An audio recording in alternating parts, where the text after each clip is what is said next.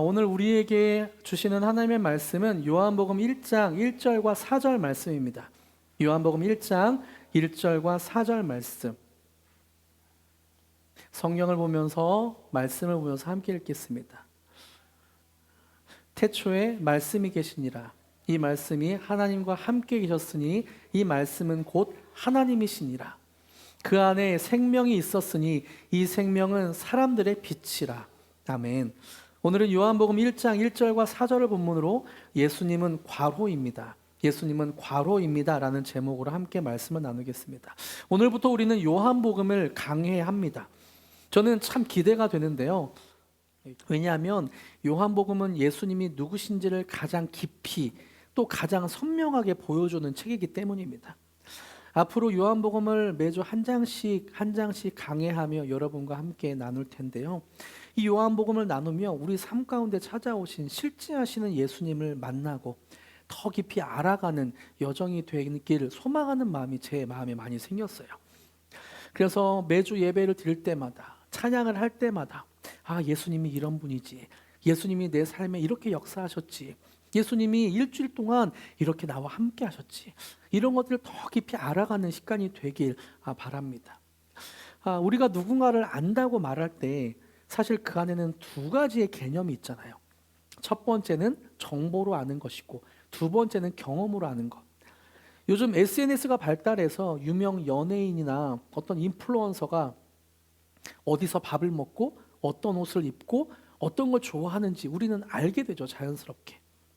하지만 우리가 그 인플루언서나 연예인이 어떤 음식을 좋아하는 걸 안다고 해서 그 사람과 관계가 생겼다고 말하진 않습니다. 그 사람과 친밀한 관계가 되었다고 말하진 않아요. 정보로 아는 거죠. 반면에 우리 곁에 있는 가족이나 오래된 친구는 눈빛만 봐도 또 얼굴 표정만 봐도 이 사람이 불편하구나, 이 사람에게 뭔가 안 좋은 일이 있구나, 이런 것들이 느껴지죠. 이런 것이 관계입니다.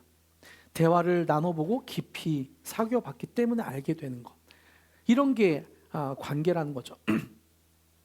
예수님을 아는 것도 마찬가지입니다. 예수님에 대한 지식과 교리를 머리로 아는 것을 넘어서 내 삶에서 그분을 인격적으로 만나고 경험하는 것, 이런 것이 필요한 거죠.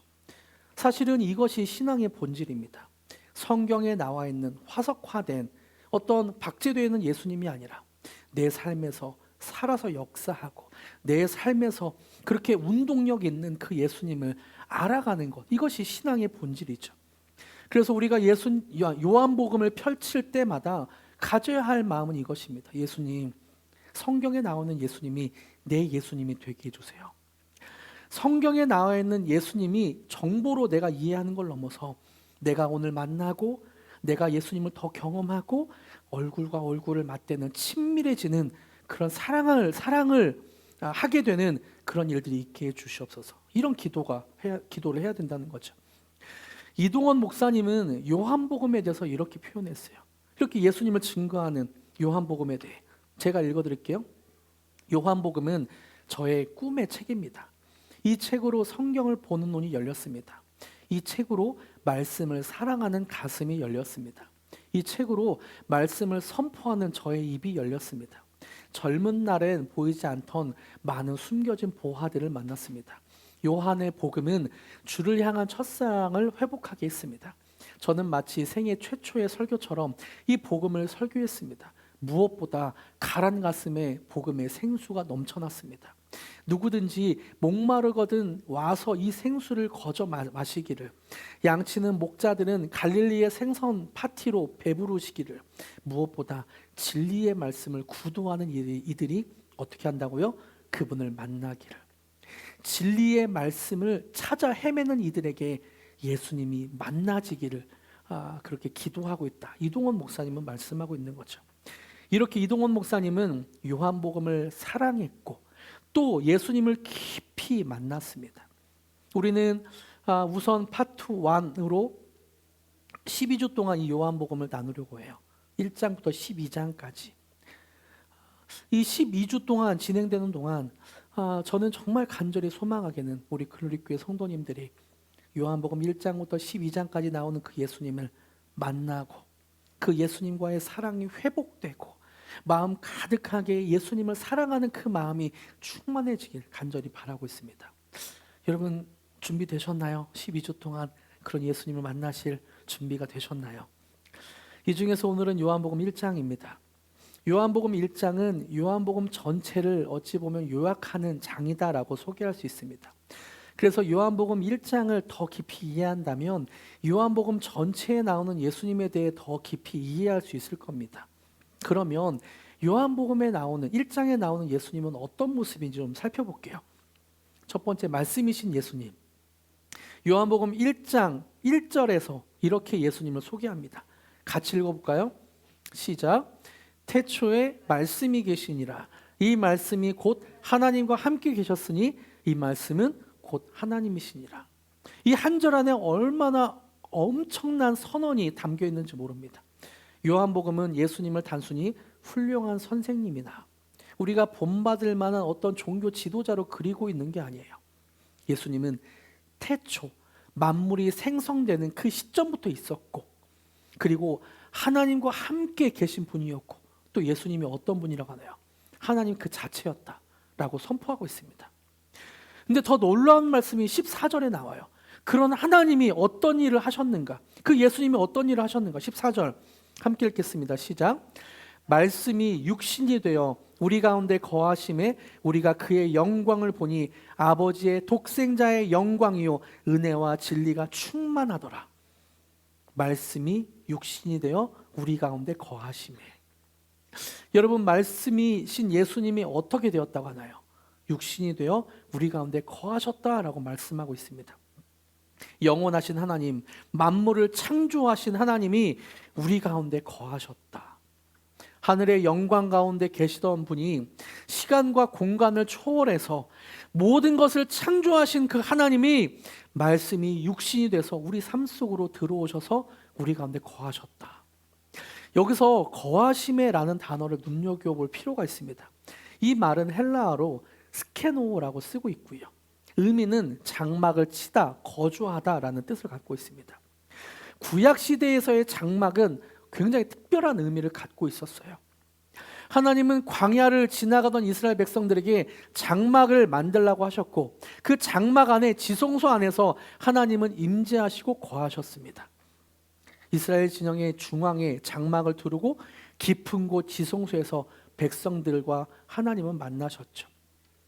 여러분, 사실 구약 성경에서 장막은 하나님의 법궤가 있고 하나님의 임재가 항상 있는 것을 의미했습니다. 그래서 장막 안에는 하나님의 임재가 가득해서 대제사장이 아무 때나 누구나 들어갈 수가 없었어요. 근데 예수님이 이 땅에 육신이 되어서 우리 가운데 장막이 되셨다.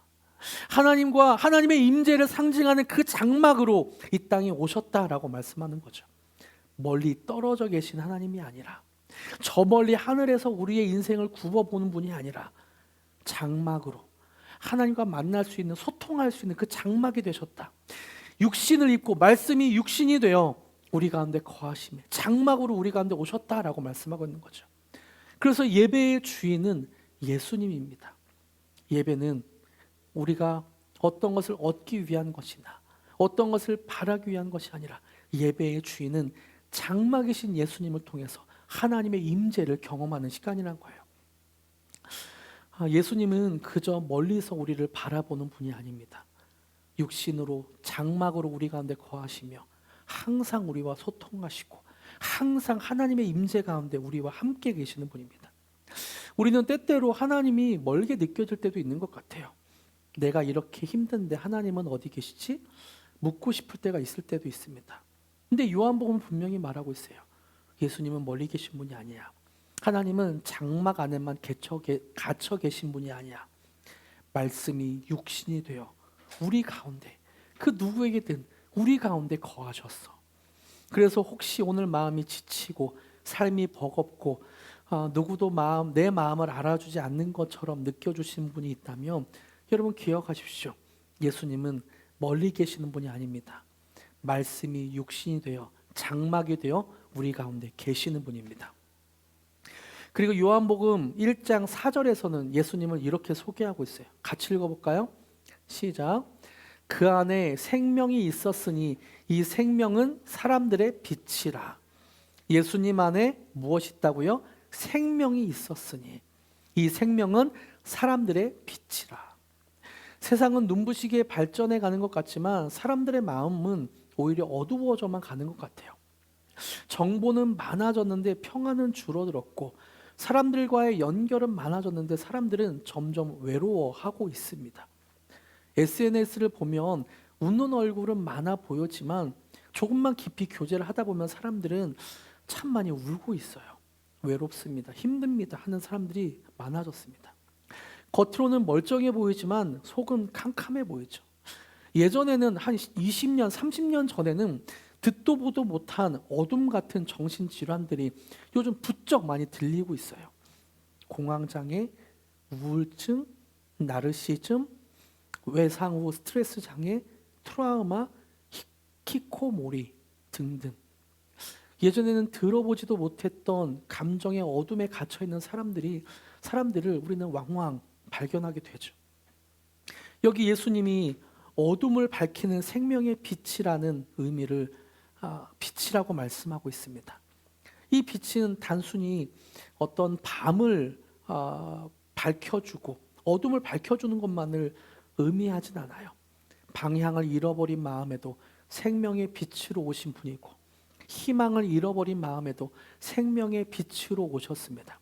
사람들 속에 있어도 외로움이라는 어둠에 있는 사람들에게 예수님이 생명의 빛으로 오셨고, 죄책감에 빠져서 나오지 못하는 헤매는 어둠에 있는 사람들에게 예수님이 생명의 빛으로 찾아오셨습니다. 예수님이 우리에게 생명의 빛으로 오셨죠. 예수님은 단지 좋은 말씀을 전하기 위해, 또 우리의 마음에 어떤 것을 해결해 주기 위해, 우리의 삶에서 어떤 걸 해결해 주기 위해 오신 분을 넘어서 우리의 마음의 어둠을 밝혀주시고 생명의 빛을 주기 위해 이 땅에 오셨다는 것입니다. 빛의 놀라운 점은 어둠과 싸우지 않아요. 빛 너 물러가! 라고 하지 않아요. 우리가 집에 밤에 들어가서 전등을 켜면 어둠은 자연스럽게 물러가죠. 예수님의 빛이 우리의 마음에 오면 우리 마음에 있는 어둠은 점점 물러가게 되어 있습니다. 예수님이 우리 마음에 싸우지 않아요. 우리 마음에 어둠과 싸우지 않아요. 그냥 물러가게 되었습니다. 여러분, 그래서 우리가 해야 할 것은 나의 마음의 어둠은 물러갈지어다 이렇게 영적 전쟁하는 것도 물론 필요할 수도 있겠지만, 그것보다 더 중요하게 예수님 나를 다스려 주시옵소서, 생명의 빛이신 예수님 내 마음에 오시옵소서, 이렇게 영접하는 것이 필요하다는 거죠. 여러분, 우리 안에 아직 해결되지 않은 어둠이 있습니까? 말할 수 없는 두려움이나 답답함이 있습니까? 그렇다면 오늘 주님 앞에 그 어둠을 그대로 가지고 오시길 바랍니다. 주님은 너 왜 아직도 그러고 있어? 내가 너를 구원했는데 왜 아직도 그래? 라고 우리를 핀잔하거나 정죄하시는 분이 아니라 그 모든 어둠 한복판으로, 우리 마음속에 있는 어둠 한복판으로 빛으로 찾아오시는 분입니다. 예수님은 우리에게 이렇게 말씀하시는 분이에요. 내가 너의 어둠을 안다. 너 안에 있는 어둠보다 내가 더 크다. 내가 너 안에 있는 상처보다 더 크다. 내가 빛으로 임하면 너의 안에 있는 질병보다 더 크게 역사할 것이다. 그리고 요한복음 1장 29절에서는 예수님은 이렇게 표현합니다. 같이 읽어봅시다. 시작. 이튿날 예수께서 자기에게 나아오심을 보고 이르되 보라, 세상 죄를 지고 가는 하나님의 어린 양이로다. 놀라운 표현이죠. 하나님을 위대하신 왕입니다. 놀라운 장군입니다.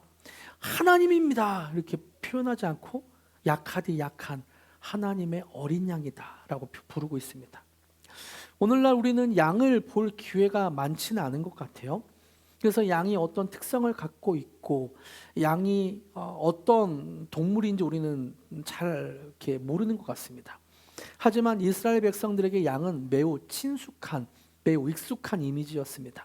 더군다나 특별히 어린 양은 고기를 위해서 쓰이는 것도 아니었고요. 특별한 일을 위해서 쓰였습니다. 죄 지은 사람이 하나님 앞에 나아갈 때 희생되는 제물이 바로 어린 양이었죠. 또 이스라엘 백성에게 어린 양은 역사 대대로, 조상 대대로 이집트에서 죽음의 심판이 어둡게 깔리던 밤, 문설주에 6월절 어린 양의 피를 바르면 산다라는 것들을 경험적으로 알게 했던 그 어린 양이었습니다. 이렇듯 이스라엘 백성들, 유대인들에게 어린 양은 딱 대명사와 같죠. 내 죄를 씻겨주는 것, 생명을 주는 것으로 이해를 했습니다. 여러분, 우리가 믿는 예수님은 어떤 분입니까? 예수님은 우리 죄를 대신 짊어지기 위해 이 땅에 오셨고 우리가 받아야 할 심판을 대신 받으신 어린 양이십니다. 여러분, 솔직히 우리 안에는 누구에게도 쉽게 말할 수 없는 죄와 부끄러운 부분들이 있는 것 같아요. 지워버리고 싶은 기억도 있고 후회스러운 말과 행동도 있고 하나님 앞에 고개 들기 어려운 그런 마음도 있습니다. 여러분, 우리가 지지난주까지 계속해서 우상에 대해서 살펴보았죠. 돈에 대해, 명예에 대해, 권력에 대해, 그리고 쾌락에 대해. 이런 우상들이 우리 안에 얼마나 많이 있는지 몰라요. 하나님 앞에 다가갈 수도 없고, 하나님, 나는 죄인입니다. 그렇게 가슴을 치며 지나왔던 세월이 얼마나 많은지도 모릅니다. 내 모습이 이런데 내가 하나님 앞에 갈 수 있을까? 내가 죄인인데 내가 어떻게 거룩하신 하나님께 나아갈 수 있을까? 그런데 예수님은 그런 우리를 외면하지 않으십니다. 바로 우리의 죄를 위해 이 땅에 오신 것이죠. 혹시 오늘도 과거의 죄책감 때문에 예수님 앞에 제대로 서지 못한 분이 있다면 예수님 앞에 나아가십시오. 내가 너무 부족해서, 내가 너무 많이 망가져서 예수님의 사랑을 받기 어렵다라고 생각하는 분이 있다면 예수님께 나아가십시오. 그 어린 양이 우리를 씻겨줍니다. 그 어린 양이 우리에게 생명을 주고 우리의 죄를 씻겨줍니다. 예수님의 십자가는 자격 있는 사람, 괜찮은 사람을 위한 것이 아니라 죄인을 위한 것입니다. 예수님의 십자가는 상처 없는 사람, 괜찮은 사람을 위한 것이 아니라 상처 있는 사람, 오늘도 허덕이며 내가 어떻게 살아갈지 모르는 깨어진 사람, 수치심 있는 사람을 위한 것입니다. 그런 예수님께 나아가십시오. 또 요한복음에서 예수님은 이렇게 증언합니다. 34절 제가 읽어드릴게요. 내가 보고 그가 하나님의 아들이심을 증언하였노라 하니라. 뭐라고 표현하나요? 하나님의 아들. 침례 요한은 예수님을 어린 양이라고 말했지만 반면에 하나님의 아들이라고 표현했습니다. 예수님은 하나님의 아들입니다. 여러분 믿으십니까? 예수님이 하나님의 아들이심을 믿으십니까? 예수님은 하나님의 아들입니다.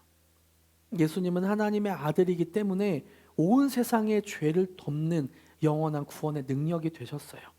창조주이신 하나님의 아들이 피조물인 나를 살리기 위한 어린 양이 되셨고, 죄 없으신 하나님의 아들이 죄인의 자리에 서서 우리를 구원하셨습니다. 이것을 생각하면 우리의 마음에, 여러분 마음에는 어떤 것이 떠오르세요? 예수님이 하나님의 아들입니다. 그리고 어린 양이 되셔서 우리를 구원하셨습니다. 어떤 분들은 네, 알겠습니다. 근데 예수님이 그런 분이시군요. 그런 생각을 하시는 분도 있을 것 같아요. 근데 어떤 분들은 예수님, 내가 뭔데 나를 위해 하나님의 아들이신 분이 어린 양이 되셨습니까? 내가 뭔데 나를 구원하시기 위해 십자가를 지셨나요? 라는 생각이 들 수도 있을 것 같아요. 여러분, 이 차이가 무엇인지 아세요? 내가 예수님이 나를 위해 어린 양이 되셨구나, 네 알겠습니다 라는 것과, 와, 내가 뭔데 예수님이 나를 위해 죽으셨지? 라고 감격하는 그 차이가 무엇인지 혹시 아시나요? 그 차이는 나를 어떻게 보느냐죠. 나는 괜찮은 사람이야, 나는 구원받을 만해, 그렇게 여긴다면 아마도 네 알겠습니다 라고 할 수도 있을 것 같아요. 근데 자신을 철저히 죄인이라고 생각하는 사람, 나는 용서받지 못할 죄인이다, 나는 어쩔 수 없는 죄인이다 라고 생각하는 사람은 고백할 거예요. 예수님, 내가 뭔데, 내가 예수님 앞에 잘하는 것이 하나도 없고요, 하나님께 내가 드릴 것이 아무것도 없는데 내가 뭔데 나를 구원하시나요? 내가 뭔데 나를 구원하기 위해 예수님이, 하나님이신 예수님이 십자가를 지셨나요? 이렇게 생각할 것 같습니다. 저는 바라기는 우리 모두가 그런 마음이 있었으면 좋겠어요. 나의 마음에 있는 죄를 발견하길 바랍니다. 이 죄를 발견하는 건 내가 죄 목록을 쓰고 내 죄가 이래라고 안다고 해서 깨달아지는 건 아니에요. 성령님이 우리 안에 오셔서 너 진짜 죄인이야 라는 걸 깨닫게 하셔야 깨달아집니다. 여러분, 우리는 어쩔 수 없는 죄인입니다. 그 죄를 깨닫기 위해 성령님이 필요해요. 성령님의 눈이 필요해요. 그래야만 예수님이 내 삶에 필요한 것이 여실히 느껴지게 됩니다. 예수님, 나는 죄인입니다. 나는 어쩔 수 없는 죄인입니다. 내 삶에 예수님이 필요합니다. 혹시나 예수님이 무감각해져 있는 분이 있다면 요한복음이 강해되는 12주 동안, 파트원 12주 동안 그 예수님이 가슴 넘치도록 사랑스러운 일이 있길 정말 간절히 소망합니다. 여러분, 우리 안에 죄를 발견하게 될 때 예수님으로 가득해지게 되고 예수님으로 인한 감격이 더 크게 될 것입니다. 요한복음 1장 후반부에 마음에 별 감동이 되지 않는 분들은 지금부터의 말씀을 또 잘 들어보시기를 바랍니다. 요한복음 1장 후반부에는 예수님을 직접 만난 사람들의 이야기가 나옵니다. 빌립이 예수님을 만나고 너무 기뻐서 친구 나다나엘에게 달려가죠. 그리고 말합니다. 45절. 빌립이 나다나엘을 찾아 이르되 모세가 율법에 기록하였고 여러 선지자가 기록한 그 일을 우리가 만났으니 요셉의 아들 나사렛 예수니라. 빌립이 나다나엘에게 내가 메시아를 만났다라고 가슴 벅차게 막 소개를 합니다. 그때 나다나엘은 선뜻 받아들이지 못해요. 그러면서 하는 말이 있습니다. 에이, 나사렛에서 무슨 선한 것이 나. 에이, 나사렛에서는 선한 것이 날 수 없어. 그 말 속에는 편견도 있고 그 사람에 대한 상식도 있고 의심도 있었습니다. 아니, 나사렛에서 무슨 선한 것이 날 수 있겠어. 너 예수님 만났다고, 구원자를 만났다고 가슴 벅차 있지만 에이, 그런 거 별로 상관없어. 나다나엘의 말은 참 현명한 말처럼 들려요. 상식적인 말처럼 들려요. 그리고 나서 빌립이 나다나엘에게 예수님에 대해서 증언하는데요. 이렇게 증언합니다. 46절 같이 읽어볼까요? 시작. 나다나엘이 이르되 나사렛에서 무슨 선한 것이 날 수 있느냐. 빌립이 이르되 와서 보라. 와서 보라. 생각으로만 하지 말고 와서 보라. 참 짧은 말인데요. 그런데 이 말 안에는 굉장히 따뜻하고 핵심적인 복음에 대한 메시지가 들어있습니다. 복음은 이해하는 걸 넘어섭니다. 와서 봐야 돼요. 와서 경험해야 돼요. 빌립은 나다나엘과 논쟁하지 않았습니다. 억지로 설득하려고 하지 않았어요. 그저 한마디예요. 와서 봐라. 우리를 구원하신 분, 인류의 모든 죄를 속하신 분, 그분을 와서 봐라. 내 머리로 다 이해하지 않아도 괜찮아. 일단 와서 봐봐. 직접 예수님을 만나봐. 여러분, 신앙은 결국 여기서부터 시작됩니다. 이것을 우리는 회심 사건이라고 표현하죠. 나의 죄됨을 느끼고 내 삶에 예수님이 필요하다고 여기는 것. 이것이 회심이고 이것에서부터 신앙은 시작됩니다. 예수님 앞으로 한 걸음 나아가는 것. 말씀 앞으로 한 걸음 나아가는 것. 네, 예수님, 내가 죄인이지만 나를 구원하신 예수님을 사랑합니다. 예수님 감사합니다. 그래서 예수님을 더 알고 싶어서 성경을 읽고 그 마음이 벅차서 예수님을 위해서 봉사하고 싶어지는 것. 이것이 신앙의 출발점입니다. 굳어졌던 마음을 조금 열고 예수님 앞에서 서는 것. 그래서 저는 GT 아이들에게도 좀 당부하고 싶어요. GT 아이들 예배 때마다 그냥 어른들 드리는 예배네라고 생각하기보다는 저분들이 왜 저렇게 예배를 드리지? 그리고 오늘 예수님은 어떤 모습일까를 조금은 열린 마음으로 좀 예배를 드렸으면 좋겠어요. 하진이 하빈이 그럴 수 있어요? 습관적으로 오는 걸 넘어서, 그리고 그냥 습관적으로 1시간 때우다 가는 걸 넘어서 예수님이 어떤 분인지를 궁금해하는 것, 그리고 예수님을 와서 보고 경험하는 것, 그런 일들이 있기를 정말 바랍니다. 나다나엘이 예수님께 나와왔을 때 예수님은 그를 향해 이미 알고 계셨던 듯 말씀합니다. 그가 무화과 나무 아래 있을 때부터 보셨다고 말씀하고 있어요. 이것은 단순히 나다나엘이 어디 있었는지 그 위치를 말하는 것이 아닙니다. 나다나엘의 생각도 아셨고 그의 외로움도 아셨고 그의 갈망도 아셨고 그의 진실한 마음도 아셨어요. 예수님은 이미 알고 있었습니다. 그 순간 나다나엘의 마음이 열리죠.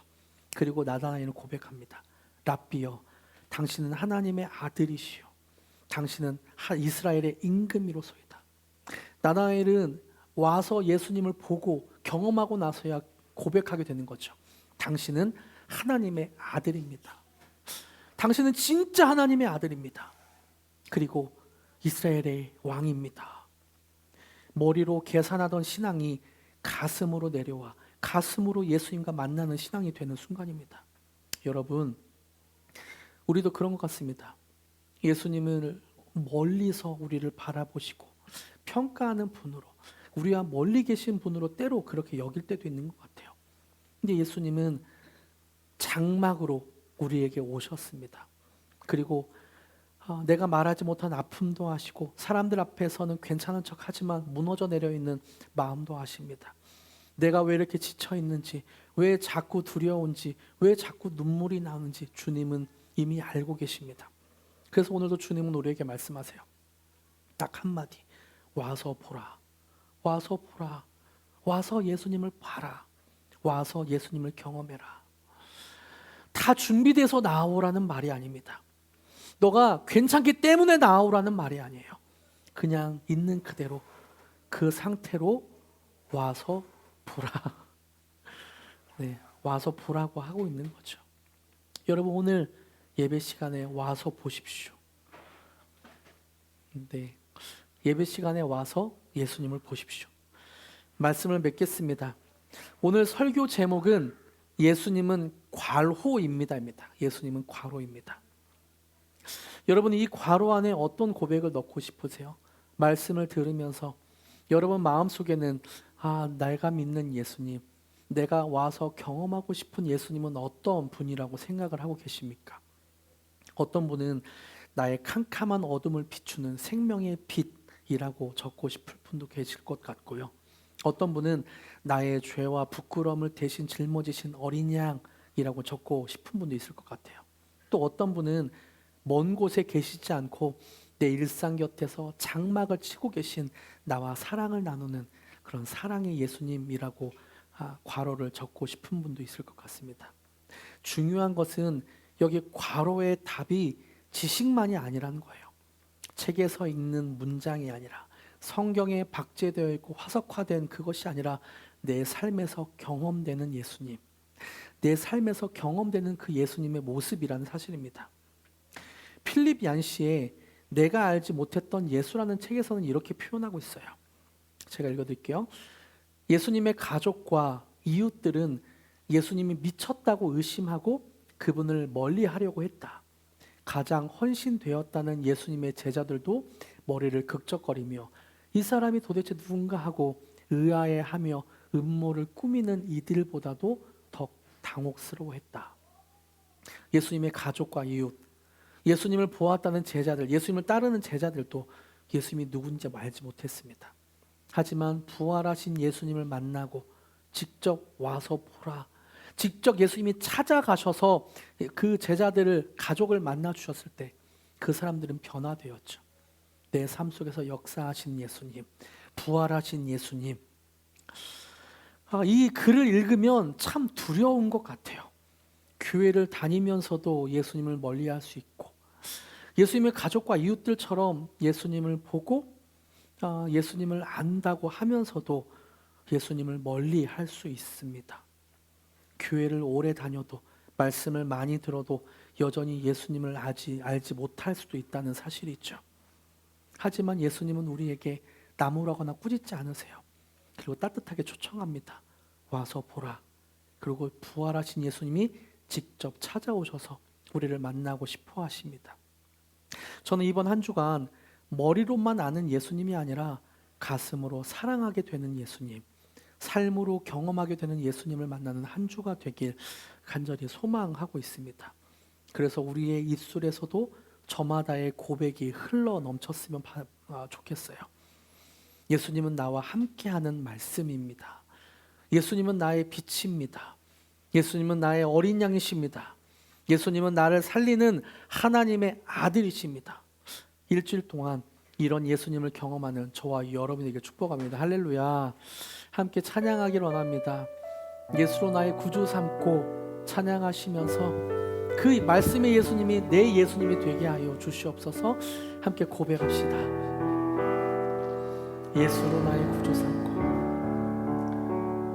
예수로 나의 구주 삼고 성령과 피로 썩어듭나니 이 세상에서 내 영혼이 하늘의 영광. 다시 한번 예수로 나의 구주 삼고 예수로 나의 구주 삼고 성령과 피로 썩어듭나니 이 세상에서 내 영혼이 하늘의 영광. 이것이 나의 간증이요 이것이 나의 간증이요 이것이 나의 찬송일세. 나 사는 동안 끊임없이 구주를 찬송. 2절입니다. 온전히 주께 맡긴네요. 온전히 주께 맡긴대요. 사랑의 음성을 듣는 중에 천사들 왕래하는 것과 하늘의 영광 보리로 이것이 나의 간증이요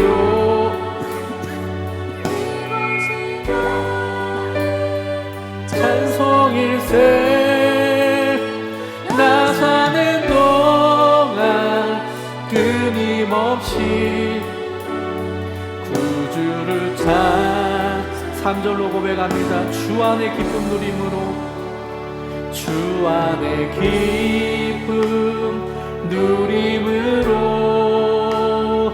마음의 풍랑이 잔잔하니 세상과 나는 간 곳 없고 구속한 주만. 이것이 나의 간증이요 이것이 나의 간증이요 이것이 나의 찬송일세. 나 사는 동안 끊임없이 구주를 이것이 나의 간증이요 이것이 나의 간증이요 이것이 나의 찬송일세. 나 사는 동안 끊임없이 구주를 찬송하리로다. 함께 한번 기도하기 원합니다. 하나님 우리 안에 내 안에 예수님이 가득하길 원합니다. 하나님 예수님이 성경에만 나오는 예수님이 아니라 내 삶에서도 역사하고 내 삶에서도 살아 숨쉬는 예수님이 되길 원합니다. 그렇게 오늘 말씀을 기억하면서 예수님은 괄호입니다 안에 어떤 것을 넣고 싶은지 그 예수님을 기대하며 기도하길 원합니다. 함께 기도하시겠습니다. 하나님 예수님 나의 구원자입니다. 예수님은 어린 양입니다. 예수님은 하나님의 아들이지만 어린 양입니다. 하나님 예수님이 그렇게 나의 죄를 위하여서 오셨고 나를 구원하셨음을 믿음으로 고백합니다. 예수님은 하나님의 아들이지만 어린 양입니다. 내가 하나님을 못한 죄와 모든 허물과 부끄러움과 수치와 모든 것들을 사하신 예수님은 어린 양입니다. 예수님은 하나님 아들이신 어린 양입니다. 주 역사하시옵소서. 하나님, 이 세상을 모든 만물을 창조하셨지만 세상의 하늘의 모든 영광을 버리고 이 땅에 오셔서 장막을 치고 우리 곁에 계신 예수님을 찬양합니다. 여전히 우리 안에 캄캄한 어둠과 숨기고 싶은 부끄러움이 있지만 나를 위해 친히 십자가를 지신 어린 양이신 예수님을 찬양합니다. 와서 보라는 주님의 따뜻한 초청에 의지해서 무언가를 증명하고 애쓰려고 하는 마음을 내려놓고 상한 모습 그대로 주님의 품에 안깁니다. 이번 한 주간 지식으로만 알던 예수님이 아니라 내 삶 한복판에서 나를 살리신 예수님을 가슴 깊이 만나고 누리게 하여 주시옵소서. 그래서 일상 속에서 예수님은 나의 생명이십니다. 예수님은 나의 생명의 빛이며 하나님의 아들이시지만 나를 살리신 어린 양입니다 라는 고백이, 진실한 고백들이 터져나오게 하여 주시옵소서. 우리 곁에 영원히 거하시며 우리와 함께 하시는 예수님의 이름으로 기도드립니다. 아멘.